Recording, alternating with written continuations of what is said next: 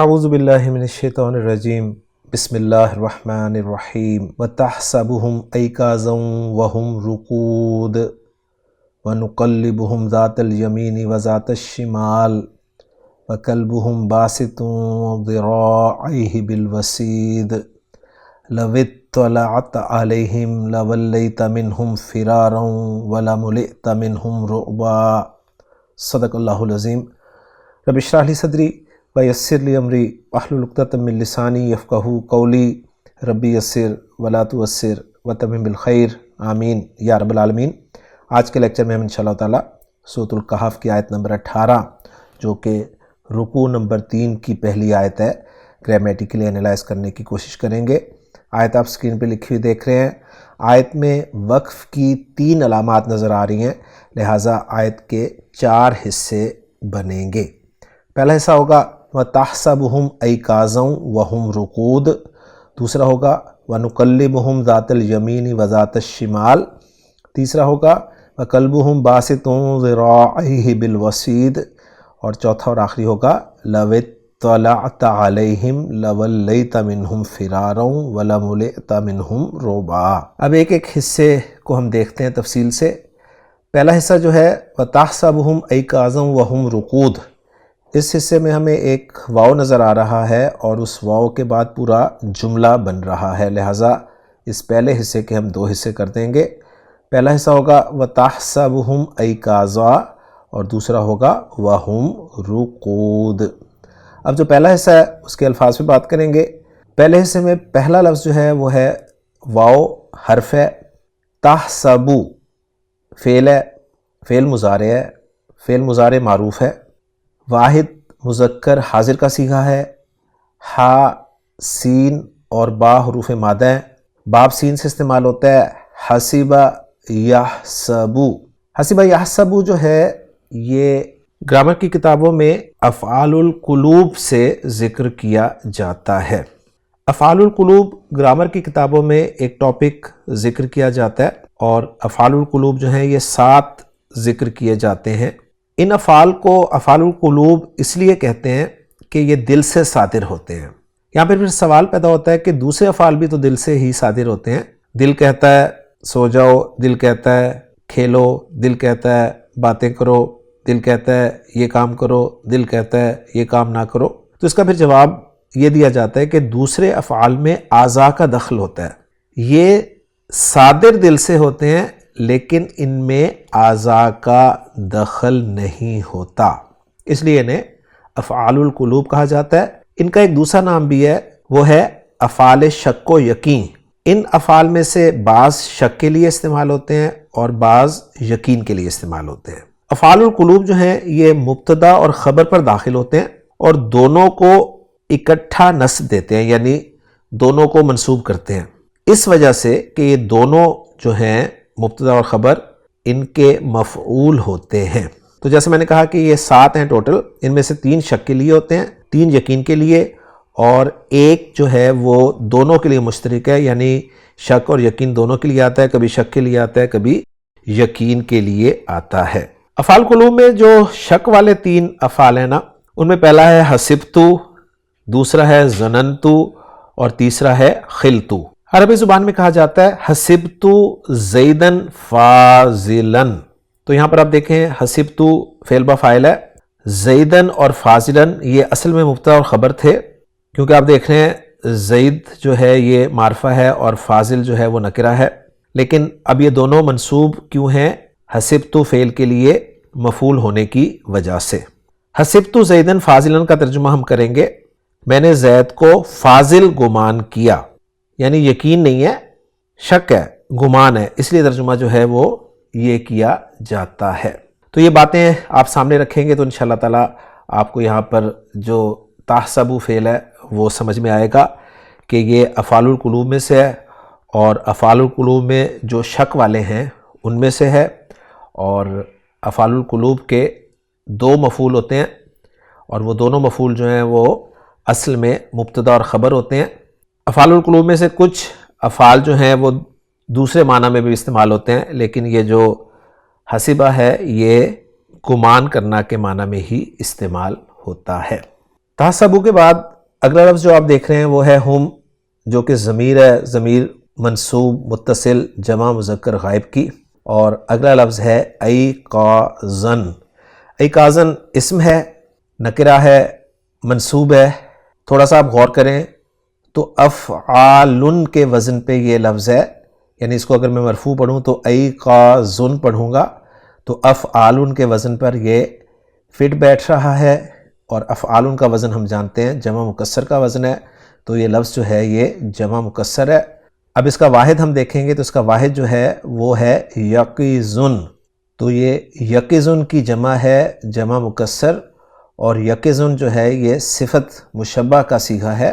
یا قاف اور ضا باب سین سے استعمال ہوتے ہیں تو بنتا ہے جی یقیزہ یئی قازو، اور ڈکشنری میں لکھا ہوتا ہے یقیزہ من نومہ، یعنی بیدار ہونا، جاگنا یا چونکنا۔ اس کے مزید معنی بھی لکھے جاتے ہیں ڈکشنری میں، حاضر دماغ ہونا، محتاط ہونا، چوکنا ہونا، ہوشیار ہونا، اور اس سے جو صفت مشبہ کا صیغہ بنے گا، یعنی ظاہر بات ہے اسم الفاعل تو نہیں بنے گا اس سے، وہ یقظن ہوگا، اور یقظن کی مؤنث ہوگی یقظتن، اور یقظن کی جمع ہوگی ایقاظن، اور معنی اس کے ہم ظاہر باتیں کریں گے جاگنے والا۔ تو تفصیل سے میں نے آپ کے سامنے ایقاظ لفظ کو ذکر کر دیا۔ الحمدللہ پہلے حصے کے الفاظ پر بات مکمل ہو گئی ہے۔ اب ہم پہلے حصے کے الفاظ کو جوڑ کر ایک جملہ بنا لیتے ہیں۔ واؤ کو ہم استنافیہ قرار دیں گے کیونکہ ہم ایک نیا جملہ بنا رہے ہیں، اور تحسبو فعل با فاعل ہے، انتا ضمیر مرفوع متصل اس کا فاعل ہے۔ فعل ماضی آئے تو آپ نے صیغہ ضرور پہچاننا ہے کون سا ہے۔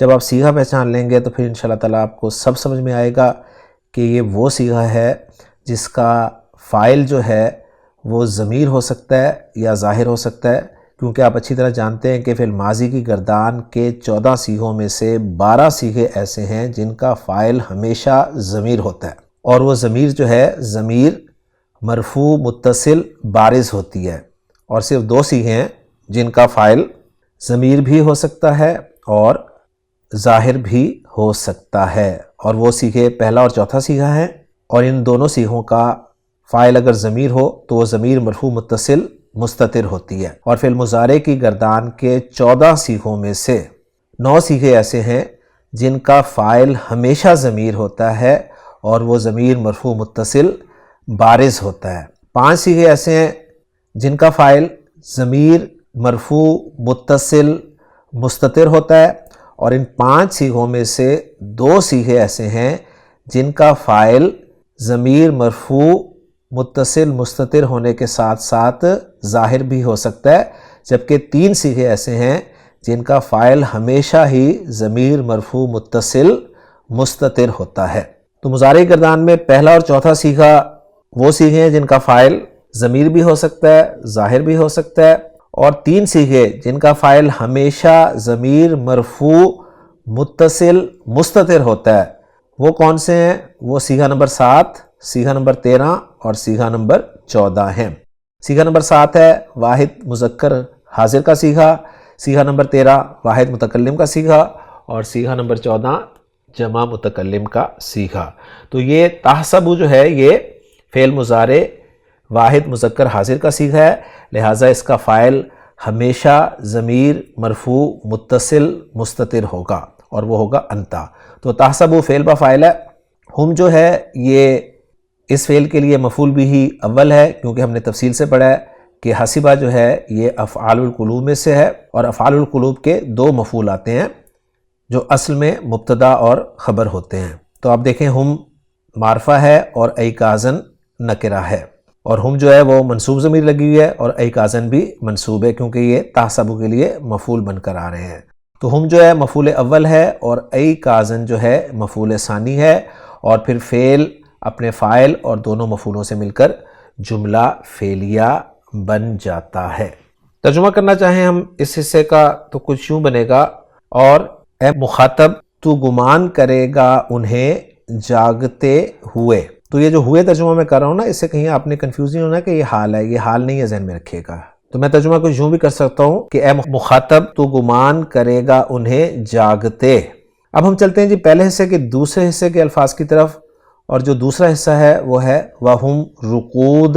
اس میں پہلا لفظ واو ہے جو کہ حرف ہے، ہم ضمیر ہے، ضمیر مرفوع منفصل ہے، جمع مذکر غائب کی ضمیر، اور اگلا لفظ جو ہے وہ ہے رقود۔ رقود اسم ہے، نکرہ ہے، مرفوع ہے، اور اگر تھوڑا سا غور کریں تو فعول کا وزن ہمیں اس میں نظر آ رہا ہے، اور فعول کا وزن جو ہے وہ جمع مکسر کا وزن ہے، لہٰذا اس اسم کا واحد جو ہے وہ ہم جاننے کی کوشش کریں گے۔ تو اس اسم کا واحد جو ہے وہ ہے راکد۔ راکد کی جمع جو ہے وہ ہے رقود، اور راکد اسم الفاعل ہے، فعول کے وزن پہ اس کی جمع آئی ہے رقود۔ ڈکشنری میں رکادہ یرقدو، رکدن یا رکودن یا رکادن مصدر کے تحت اس کے معنی لکھے ہوتے ہیں سونا، لیٹنا یا مرنا، اور راکد اسم الفاعل ہے جس کی جمع جو ہے وہ رکود اور رکد استعمال ہوتی ہے۔ تو الحمدللہ جی یہ لفظ بھی ہمارا کور ہو گیا۔ اب ہم ان تینوں لفظوں کو جوڑ کر جملہ بناتے ہیں۔ ہم جو ہے یہ مبتدا ہے کیونکہ ضمیر مرفوع منفصل ہے، اور ہم جانتے ہیں کہ ضمیر مرفوع منفصل جو ہے یہ زیادہ تر مبتدا بنتی ہے، اور رقود جو ہے وہ خبر ہے، مبتدا اپنی خبر سے مل کر جملہ اسمیہ بن گیا۔ واو کو ہم حالیہ بنا لیتے ہیں تو پھر یہ جملہ اسمیہ جو ہے یہ محلاً منصوب حال قرار دیا جائے گا۔ اور ترجمہ کرنا چاہیں ہم اس حصے کا تو یوں ہوگا، حالانکہ وہ سو رہے ہیں۔ تو الحمدللہ جی پہلے حصے کے دونوں حصوں پر ہم نے بات کر لی ہے۔ اب ہم چلتے ہیں جی دوسرے حصے کی طرف۔ دوسرا حصہ ہے ہمارا وَنُقَلِّبُهُمْ ذَاتَ الْيَمِينِ وَذَاتَ الشِّمَالِ۔ اس میں ہمیں ایک واو عاطفہ تو نظر آ رہا ہے، لیکن وہ واو عاطفہ جو ہے دو اسماء کے درمیان میں ہے، لہٰذا اس دوسرے حصے کا مزید کوئی حصہ نہیں بنے گا، اور ایک ہی حصے کے تحت اسے ہم انالائز کریں گے۔ اس حصے میں پہلا لفظ واو ہے جو کہ حرف ہے نقلبو۔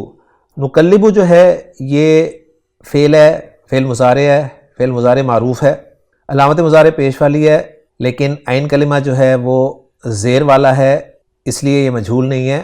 عین کلمہ شد والا ہے تو یہ باب تفعیل کا لفظ ہے۔ تو قاف، لام اور با حروف مادہ ہیں، باب تفعیل سے استعمال ہوتا ہے۔ قلبا یقلبو تقلیباً، اس کے معنی لکھے جاتے ہیں کسی چیز کو بار بار پلٹنا، اور خان صاحب نے آیت کا ریفرنس یہی دیا ہے کہ وَنُقَلِّبُهُمْ ذَاتَ الْيَمِينِ وَذَاتَ الشِّمَالِ، اور ہم بار بار پلٹتے ہیں ان کو دائیں جانب اور بائیں جانب، یعنی کروٹیں بدلتے رہتے ہیں۔ جمع متکلم کا صیغہ ہے کیونکہ علامت مضارع جو ہے وہ نون آپ کو نظر آ رہی ہے۔ نقلبو فعل کے بعد جو ضمیر لگی ہوئی ہے وہ ضمیر منصوب متصل جمع مذکر غائب کی ضمیر ہے، اور اس کے بعد اگلا لفظ ذات ہے جس پہ تفصیل سے ہم نے بات پچھلے لیکچر میں کی ہوئی ہے۔ اگلا لفظ الیمین ہے، اس پہ بھی بات تفصیل سے ہو چکی ہے۔ اس کے بعد واو حرف ہے، اور ذات شمال یہ بھی وہ دو الفاظ ہیں جن پر ہم نے پچھلے لیکچر میں تفصیل سے بات کر لی ہے۔ الفاظ سے بات کرنے کے بعد اب ہم ان الفاظ کو جوڑ کر جملہ بناتے ہیں۔ واو کو ہم عاطفہ قرار دے دیتے ہیں، نقلبو فعل با فاعل ہے، نحنو ضمیر مرفوع متصل اس کا فاعل ہے، اور آپ نے پہچان لیا ہوگا کہ مضارع کے یہ ان تین صیغوں میں سے ہے جن کا فاعل ہمیشہ ضمیر مرفوع متصل مستتر ہوتا ہے کیونکہ جمع متکلم کا صیغہ ہے۔ تو فعل اور فاعل آ گیا، ہم جو ہے مفعول بہ کی ضمیر ہے، مفعول بہ بن گیا، اور ذات الیمینی جو ہے مضاف مضاف الیہ ہو کر معطوف علیہ ہو گیا، واو عاطفہ ذات شمال مضاف مضاف الیہ ہو کے معطوف، اور معطوف علیہ اپنے معطوف سے مل کر ظرف بن جائیں گے نقلبو فعل کے لیے، یعنی متعلق ہو جائیں گے۔ تو نقلبو فعل اپنے فاعل، اپنے مفعول بہ اور اپنے متعلق سے مل کر جملہ فعلیہ بن جائے گا۔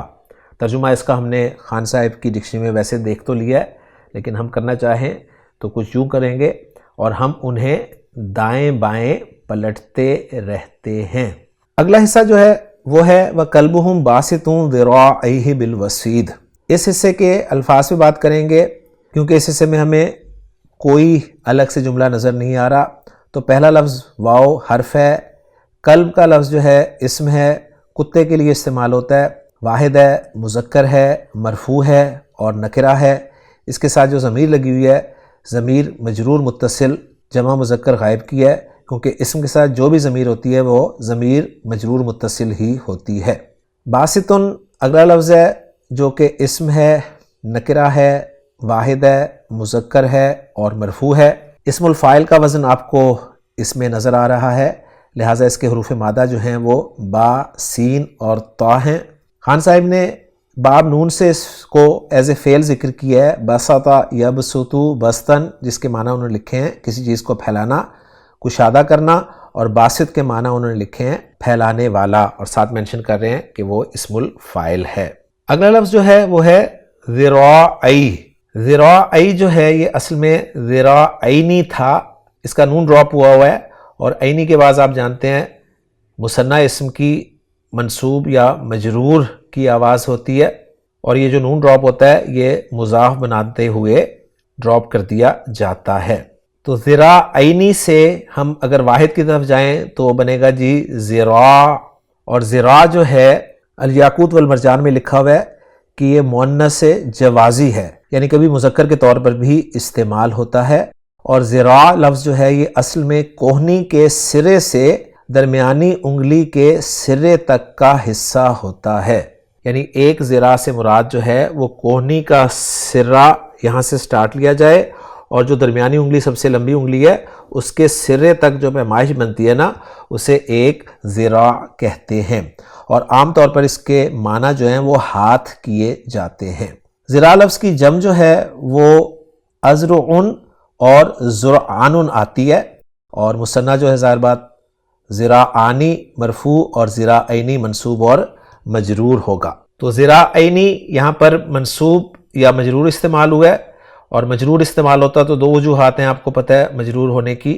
نمبر ایک کوئی حرف جر پیچھے ہو، نمبر دو لفظ جو ہے وہ مضاف الیہ بن رہا ہو، تو نہ تو یہاں مضاف الیہ بن رہا ہے اور نہ ہی سے پہلے حرف جر ہے، تو یہ منصوب ہی قرار دیا جائے گا۔ ذراعی کے ساتھ جو ضمیر لگی ہوئی ہے وہ واحد مذکر غائب کی ضمیر ہے، ضمیر مجرور متصل، اور ذراعی کا لفظ جو ہے وہ ہم مثنیٰ منصوب نکرہ اور مذکر مانیں گے۔ اس کے بعد اگلا لفظ جو ہے وہ ہے با، حرف ہے، حرف جر ہے، اور آخری لفظ اس حصے کا وہ ہے الوسید۔ الوسید تھوڑا سا غور کریں تو فعیل کے وزن پہ آپ کو یہ لفظ مل رہا ہے، اور وسید کا لفظ کہا گیا ہے کہ یہ اسم جامد ہے، وزن اس کا فعیل کا ہے، تو لازمی نہیں ہے کہ ہر فعیل کا وزن جو ہے وہ صفت مشبہ کا ہی وزن ہو، تو اس کے معنی جو ہیں وہ چوکھٹ کے کیے جاتے ہیں۔ میں امید کرتا ہوں کہ چوکھٹ لفظ جو ہے وہ اردو بولنے والے یقیناً سمجھتے ہوں گے۔ الحمدللہ جی اس حصے کے الفاظ پہ بات مکمل ہو گئی ہے۔ اب ان الفاظ کو جوڑ کر ہم جملہ بناتے ہیں۔ تو واو عاطفہ قلبہم مضاف مضاف الیہ ہو کر مبتدا بن جائے گا، اور خبر جو ہے وہ ہے باسطن، جو کہ صیغہ اسم الفاعل ہے، اور گرامر والے جو ہیں جب بھی صیغہ اسم الفاعل آتا ہے یا صیغہ اسم المفعول آتا ہے یا صیغہ اسم تفضیل آتا ہے یا مبالغہ کا صیغہ آتا ہے یا صفت مشبہ کا صیغہ آتا ہے تو وہ اس کا بھی ڈیٹیلڈ انیلسس کرتے ہیں۔ تو یہاں تھوڑا سا ڈیٹیلڈ انیلسس کرنا پڑے گا، اس لیے کہ اس کو اس ڈیٹیلڈ انیلسس کے بغیر سمجھنا ذرا مشکل ہوگا۔ تو باسطن جو ہے یہ صیغہ صفت اسم الفاعل ہے، ہوا ضمیر مرفوع متصل اس کا فاعل ہے، اور ذراعی مضاف مضاف الیہ ہو کر یہ مفعول بھی بن رہا ہے صیغہ اسم الفاعل کے لیے، اس لیے منصوب ہے، اور بالوسیدی جو ہے یہ جار مجرور متعلق ہو جائے گا باسطن صیغہ اسم الفاعل کے، پھر صیغہ اسم الفاعل اپنے فاعل، اپنے مفعول اور اپنے متعلق سے مل کر شبہ جملہ اسمیہ ہو کر خبر بن جائے گا قلبہم مبتدا کے لیے، اور قلبہم مبتدا اپنی خبر کے ساتھ مل کر جملہ اسمیہ بن جائے گا۔ اور ہم ترجمہ کرنا چاہیں اس حصے کا تو کچھ یوں ہوگا، اور ان کا کتا چوکھٹ پر اپنے دونوں بازو پھیلائے بیٹھا ہے۔ تو الحمدللہ جی یہ حصہ بھی ہمارا انالائز ہو گیا۔ اب ہم چلتے ہیں اگلے حصے پر جو کہ آخری حصہ ہم نے بنایا ہے۔ اس حصے میں ہمیں ایک واو نظر آ رہا ہے، اور اس واو کے بعد جو ہے فعل ہے، تو اس حصے کے ہم دو حصے کر دیتے ہیں۔ پہلا حصہ ہے لو اطلعت علیہم لولیت منہم فرارا، اور دوسرا ہے ولملئت منہم رعبا۔ اب جو پہلا حصہ ہے لو اطلعت علیہم لولیت منہم فرارا، اس میں بھی ہمیں ایک فعل نظر آ رہا ہے ولیت، جس پہ لام داخل ہوا ہے، تو یہاں سے بھی ہم الگ حصہ کر دیتے ہیں۔ گویا پہلے حصے میں دو حصے ہو گئے، ایک ہے لو اطلعت علیہم اور دوسرا ہے لولیت منہم فرارا۔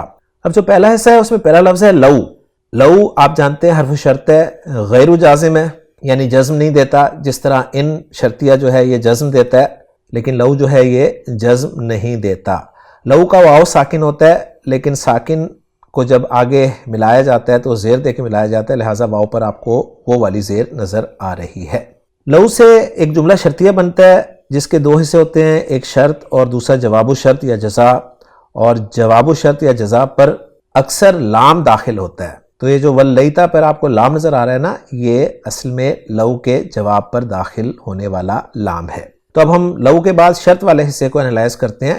شرط والے حصے میں پہلا لفظ جو ہے وہ ہے اطلعتا، حمزہ کی زیر کے ساتھ میں پڑھ رہا ہوں الگ سے، تو یہ بتا رہا ہے کہ حمزہ جو ہے حمزۃ الوصل ہے۔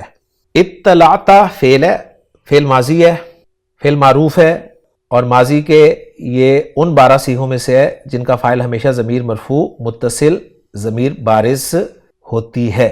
باقی آپ کو حروف مادہ نظر آ رہے ہیں، طا، لام اور عین، لیکن طا پر آپ کو شد نظر آ رہی ہے۔ تو یہ شد بتا رہی ہے کہ یہاں پر طا جو ہے 2 دفعہ تھا، لیکن جب اس کی ڈیٹیل جانی جاتی ہے تو پتہ چلتا ہے کہ طا، لام اور عین حروف مادہ ہیں، اور وہ باب افتعال میں جب جاتے ہیں تو بنتا ہے اطلع یطلع۔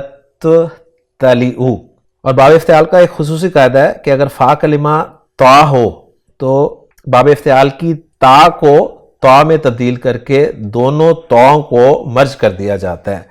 تو اس طرح سے یہ صیغہ بنتا ہے جو کہ آپ سکرین پہ تفصیل سے دیکھ رہے ہیں۔ تو اطلعتا فعل ماضی معروف واحد مذکر حاضر کا صیغہ ہے، اور اس کے بعد اگر لفظ الا ہے جو کہ علیہ کی صورت میں آپ کو نظر آ رہا ہے کیونکہ آگے ہم لکھا ہوا ہے۔ الا حرف جر ہے، اور حرف جر کے ساتھ جو ضمیر آتی ہے وہ ضمیر مجرور متصل ہوتی ہے، اور وہ ہم ہے جو ہم کے طور پر پیچھے یا ساکن ہونے کی وجہ سے لکھی اور پڑھی گئی ہے، جمع مذکر غائب کی ضمیر ہے۔ تو اس حصے کو ہم نے الحمدللہ انالائز کر دیا۔ اب اس کو جوڑ کر جملہ بنا لیتے ہیں۔ اطلعتا فعل با فاعل ہے، علیہم متعلق ہے جار مجرور، اور فعل اپنے فاعل متعلق سے مل کر جملہ فعلیہ ہو کے شرط بن گیا۔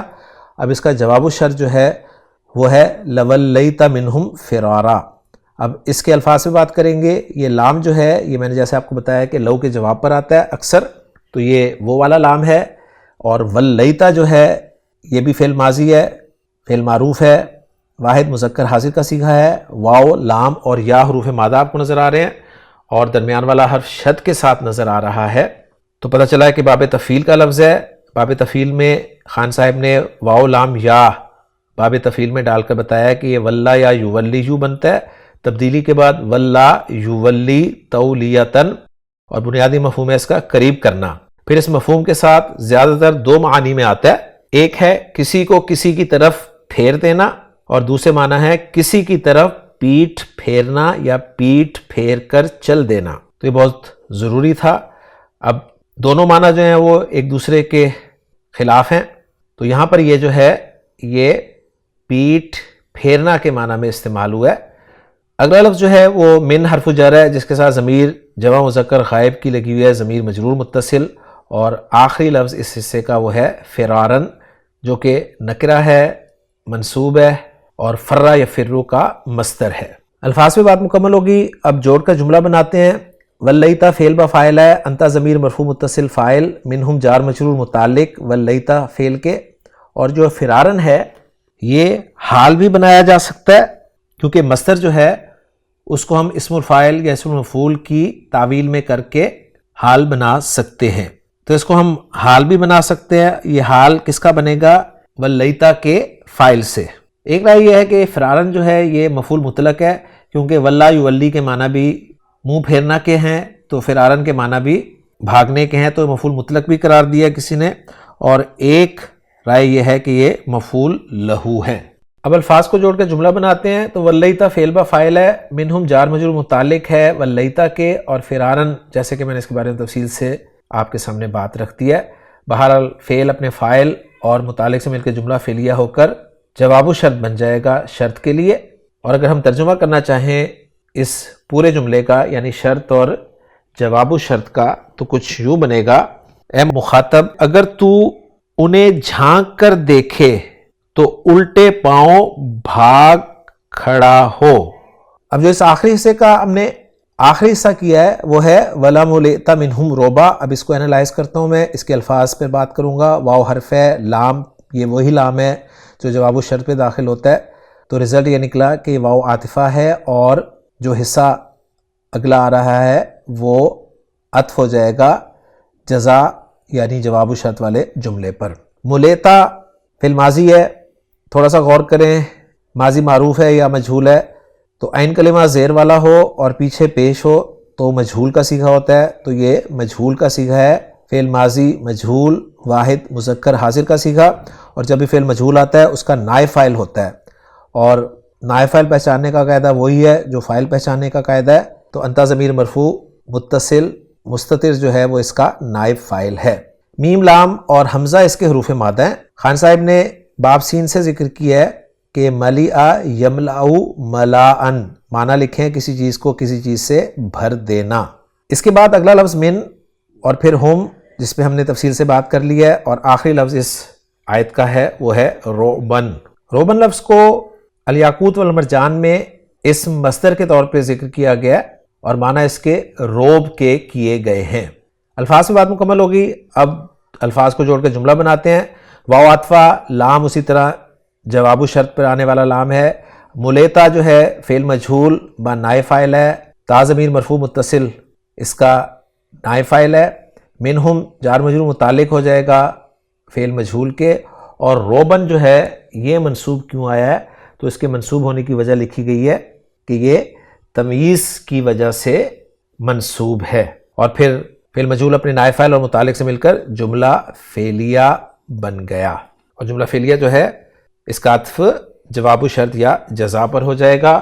اور ترجمہ کرنا چاہیں اس حصے کا تو ہم کچھ یوں کر سکتے ہیں: اور اے مخاطب تو بھر دیا جائے ان سے روب کے لحاظ سے.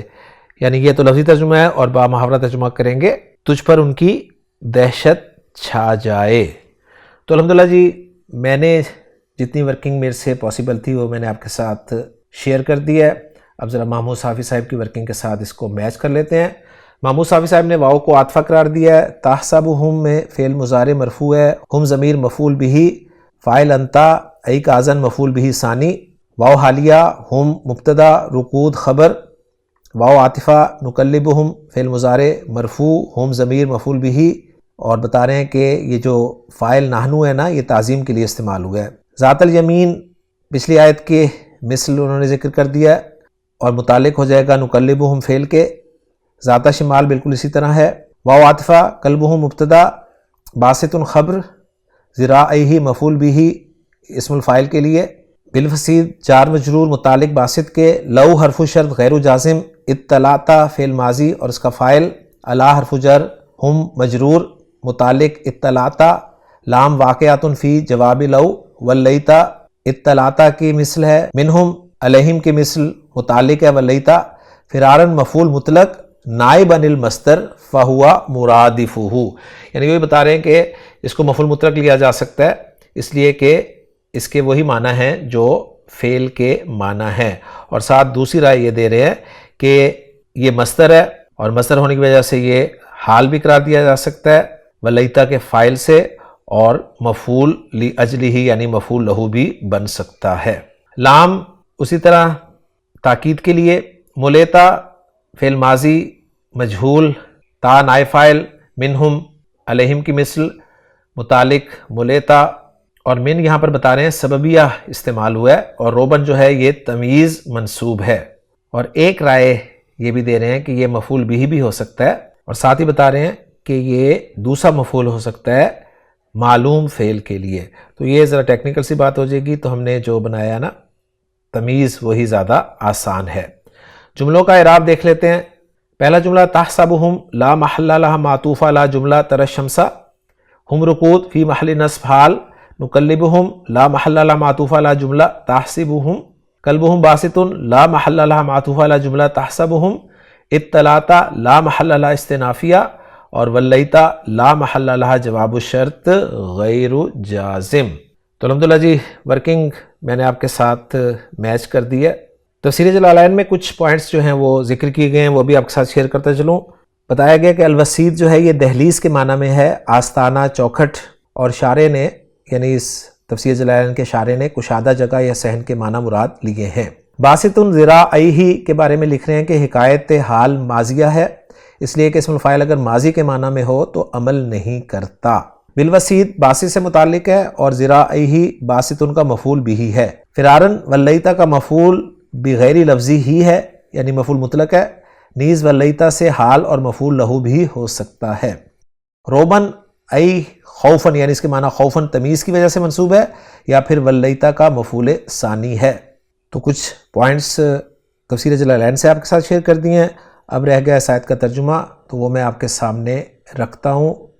عبدالسلام صاحب کا ترجمہ کر رہے ہیں، وَتَحْسَبُهُمْ أَيْقَاظًا، اور تو انہیں جاگتے ہوئے خیال کرے گا، وَهُمْ رُقُودٌ، حالانکہ وہ سوئے ہوئے ہیں، وَنُقَلِّبُهُمْ ذَاتَ الْيَمِينِ وَذَاتَ الشِّمَالِ، اور ہم دائیں اور بائیں ان کی کروٹ پلٹتے رہتے ہیں، وَكَلْبُهُمْ بَاسِطٌ ذِرَاعَيْهِ بِالْوَسِيدِ، اور ان کا کتا اپنے دونوں بازو دہلیز پر پھیلائے ہوئے ہے، لَوِ اطَّلَعْتَ عَلَيْهِمْ، اگر تو ان پر جھانکے، لَوَلَّيْتَ مِنْهُمْ فِرَارًا، تو ضرور بھاگتے ہوئے ان سے پیٹھ پھیر لے، وَلَمُلِئْتَ مِنْهُمْ رُعْبًا، اور ضرور ان کے خوف سے بھر دیا جائے۔